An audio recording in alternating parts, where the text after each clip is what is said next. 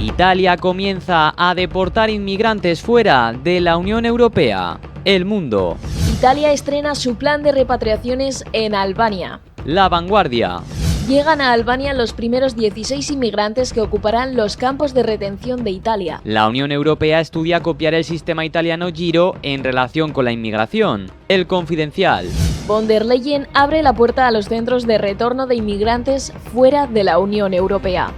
El País. Bruselas sondea la apertura de centros de deportación fuera de la Unión Europea. Agencia EFE. La Unión Europea debatirá si instala centros en el extranjero para inmigrantes.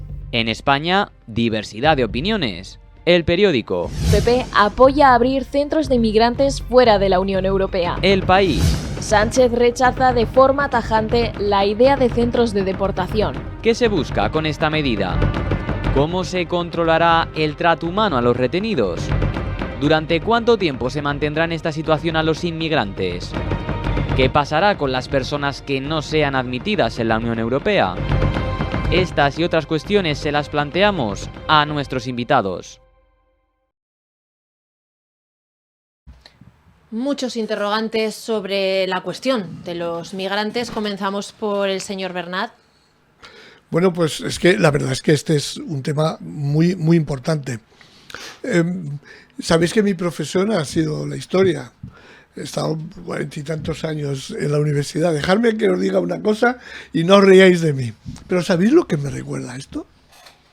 José Luis, ¿sabéis lo que me recuerda esto? Me recuerda la invasión del Imperio Romano por los visigodos. ¿Sabéis? Por los godos. Por los bárbaros que se decían. ¿Sabéis lo que ocurrió? La historia es, en este caso, muy, muy aleccionadora. Mientras los pueblos bárbaros que se llamaban, que venían de la estepa de Asia, del centro de Europa, mientras ya desde el siglo cero, desde el siglo I, se venían a Europa. Y la actitud que tenía el Imperio Romano, que era fuerte entonces, era la de admitirlos. Y formaron parte del ejército, pusieron en marcha actividades agrícolas, se incorporaron a la sociedad. El imperio, conforme se fue debilitando, sobre todo a partir del siglo III, lo que ocurrió es que se rechazó el ingreso. Y lo que ocurrió al final fue la invasión definitiva y la desaparición del Imperio Romano. Bueno, esto no creo que pase. Ojalá no pase, ¿no? Bueno, aunque a veces hay bárbaros en el interior de la Unión Europea que la quieren romper. Pero esto a mí me hace decir que prohibir entrar va a ser imposible. Que independientemente de lo que podamos valorar la actitud de unos y otros, la posición, ayer me sentí orgulloso de ver a mi presidente del gobierno, Pedro Sánchez, defender la postura que defendió en favor de una política inmigratoria distinta absolutamente de la que proponen la extrema derecha y que está siendo asumida por la derecha, y no solo por la derecha, sino por sectores también del centro izquierda, ¿no? Esa postura a mí me enorgullece, la de Pedro Sánchez. Pero de verdad, podemos hablar luego de las cuestiones humanas, podemos hablar de todo lo que queráis, pero ¿de verdad creéis que Europa, que estas decisiones que está tomando van a ser eficaces? ¿De verdad creemos que somos capaces de poner un dique en las fronteras de Europa y parar lo que es, de millones de gente que si no pueden vivir en su tierra, buscarán por naturaleza vivir, porque esa es la condición nuestra? Entonces la prohibición no nos lleva a ningún sitio. Lo que tenemos que hacer son políticas más trascendentes, entre otras cosas, hacer posible, mejorar o ayudar a que los africanos, por ejemplo, puedan vivir en África, entre otras cosas. Pero esas decisiones que está tomando la Unión Europea o Italia ahora, yo no sé qué eficacia van a tener, ninguna. Señor de Arce. Bueno, estoy de acuerdo bastante en lo que has dicho. Efectivamente, tú has hablado de historia y, como muy bien sabes, la historia es la maestra de la vida, como ya se dijo hace mucho tiempo. Y en ese sentido nos enseña lo que ocurrió y lo que posiblemente está a punto de ocurrir también en la última parte del siglo XXI. Mira, tú fíjate que hablabas de que las tropas, los invasores venían de las estepas de Asia Central y de Europa. Ahora no vienen de ahí, ahora vienen de África. Y yo te voy a dar algún dato sobre África que vale la pena tener en cuenta. En este momento el continente africano tiene 1.500 millones de habitantes.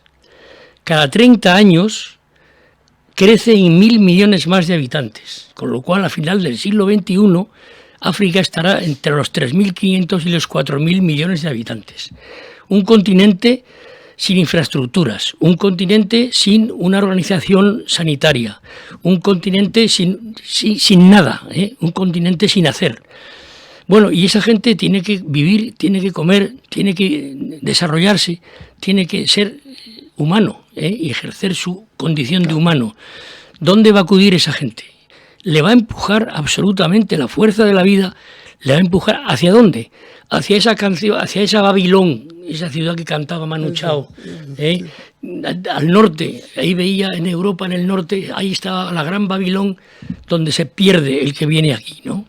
Pero claro, Europa no puede aguantar la presión demográfica que vamos a tener en Europa en los próximos años. Es el gran problema que tiene Europa, el gran problema. Y no nos damos cuenta de la gravedad que tiene esa presión tan inmensa que vamos a tener. Solución de Italia, de la señora, no me acuerdo cómo se llama. Meloni. Solución de Italia. Vamos a mandarlos a Albania, un territorio que es más o menos la mitad que Aragón en cuanto a superficie territorial, que tiene apenas 3 millones de habitantes, que es un país pobre en general, que tiene pedida su adhesión a la unidad, a la Comunidad Europea. Entonces queremos llevarnos a unas personas fuera de la Unión Europea, a un país que tiene pedida la adhesión a Europa y que cualquier día le pueden decir, oiga, entre usted a Europa. Entonces, ¿dónde está esa extemporaneidad fuera del continente europeo? Y bueno, y aparte la proporción, ¿cuántos habitantes ha mandado ahora? ¿Cuántos inmigrantes? 16.000, me parece, más o menos, ¿no? ¿Y cuántos más van a caber en Albania? ¿Cuántos puede admitir Albania? Es imposible. ¿Y qué países tenemos fuera de la Unión Europea que puedan acoger esos, no 16.000, no, esos cientos de miles, y con el tiempo esos millones de habitantes, de inmigrantes africanos que van a venir a pedir aquí el pan y la sal? Pues lo veo francamente difícil, por los datos que tenemos y por la demografía que se aproxima hacia Europa. No son políticas adecuadas y Europa no está afrontando de verdad, en profundidad, con seriedad, lo que le viene encima. Y esas soluciones evidentemente no lo son.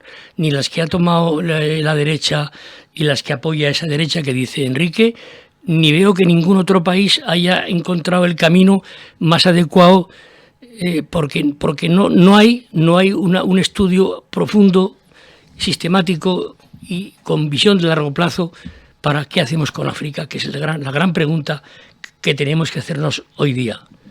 Yo creo además que Europa tiene una responsabilidad, porque el siglo XIX y el siglo XX y en siglos anteriores la colonización claro, y la explotación imperial, la conversión de millones de africanos en esclavos, sí. que eso es lo que ha hecho Europa ahí. A mí me parece que no hay otra solución de verdad que dedicar esfuerzos a mejorar las condiciones de vida en África. Eso significa un esfuerzo muy duro, y eso significa que tenemos que renunciar a cosas también nosotros, pero como le pasaron a los romanos, es que es mejor, digamos, asentar, agrupar, mejorar. En ese caso lo hacían en el imperio, ojalá pudiéramos hacerlo en África, ¿no? Que desde luego resistir, porque no hay forma de resistir. Al final, fijaros lo que pasó, la realidad, ¿cuál fue, no? Yo creo que hay un camino que se puede ver como algo que puede contribuir también a esta solución, y es China. China tiene 1.500 millones de habitantes también, era un país que ha salido de la pobreza muy deprisa por un crecimiento brutal del Producto Interior Bruto del 9 y el 10% durante varios años, y ha sabido de alguna forma reconstruir un país y convertirlo, si no en rico, por lo menos en un país. Bueno, ahí está China, que se disputa la primacía del mundo con Estados Unidos y con otros países de gran avance. China está colonizando África ahora también. Eso te iba a decir. Está adquiriendo terreno, está invirtiendo en industria.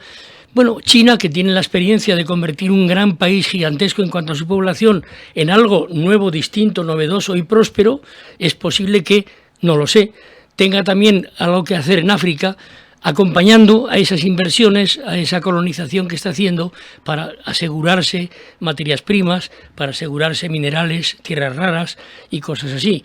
Entonces, si a esa invasión china de África añadiésemos lo que tú dices de que Europa de una vez se decide a sacrificarse un poco, cosa difícil porque el volumen del problema es muy gordo, me parece, Pues sí, yo creo que está ahí en que África sepa vivir en África, pueda vivir en África, pueda comer en África, pueda estudiar en África, pueda tener una sanidad adecuada en África. Entonces es cuando África podrá, y ojalá lo veamos, aunque yo creo que nosotros ya, Enrique, Oye, parece que José lo vamos Luis, a ver. fíjate lo que dices, me parece muy interesante. Ya el otro día hablábamos aquí hace dos semanas yo planteaba un hecho, y es que me da la sensación de que hay una falta de gobernanza hoy en el mundo. Lo que había hace 30 o 40 años, eso ha desaparecido. No se entienden ni en el G7, ni en la ONU, ni en ningún lado. Por eso, lo que tú comentabas, la importancia, me has recordado a Kant en La Paz Perpetua, la importancia que tendría el volver a recuperar el entendimiento, al menos entre las grandes potencias en el mundo, en el seno de las Naciones Unidas o donde fuera. Y ese buen entendimiento entre Estados Unidos, China y Europa, dirigirlo, utilizarlo, entre otras cosas, para lo que tú has estado planteando. No solamente ir ahí a explotar, sino también, cuidado, porque los chinos llevan ya 20 años, Sí. pero fijaros lo que es que explotarán en su beneficio, pero hacen carreteras, hacen escuelas. Eso es. Lo están haciendo, cosa que no hicimos nosotros cuando estuvimos ahí. Y cuidado, en fin, entendámonos y dejémonos de pelearnos y de tú eres un tal o cual. Pero si la política es la actividad más digna que pueda tener el ser humano, porque es la actividad que uno dedica fundamentalmente para entenderse con el otro, con el Pues que sí. no es igual que tú, o que piensa de distinta forma. Pues eso lo estamos perdiendo. Y yo, perdona que te diga una cosa, eso de que todos los políticos son iguales no es verdad. Es que hay alguien que tiene más culpa que otros. Yo no he dicho eso, Yo sí que lo digo, quiero decirlo, porque eso nos ayudaría a identificar dónde está el problema, qué es lo que no tenemos que hacer. Y dicho eso, que tú y yo hemos sido partidos distintos y que además sabemos que es posible el afecto, el debate, el cabreo, todo al mismo tiempo. Pero eso, ¿por qué en narices no ocurre? Y en Europa, no solo en España. ¿Por qué? Pues sí, esa es buena pregunta. Se me han desviado un poco del tema, que hablábamos de los centros, que quién iba a manejar esos centros, qué iba a ocurrir con ellos, durante cuánto tiempo se mantendría ahí a los inmigrantes, pero me gusta mucho por donde han avanzado, que es en busca de las soluciones, que Sí. parece que es un poco lo que falta en el clima político internacional. Sí, sí. Pues esas soluciones yo creo que serán un fracaso. Probablemente serán un fracaso. Porque no son soluciones, son parches que se ponen de momento pues para que salga en la prensa, que diga Italia ha conseguido una fórmula para resolver el problema. Mentira, no es verdad, porque la dimensión del problema no pasa por ahí, es mucho más amplia, mucho más compleja y por tanto fracaso total, por falta de abordar a fondo el problema.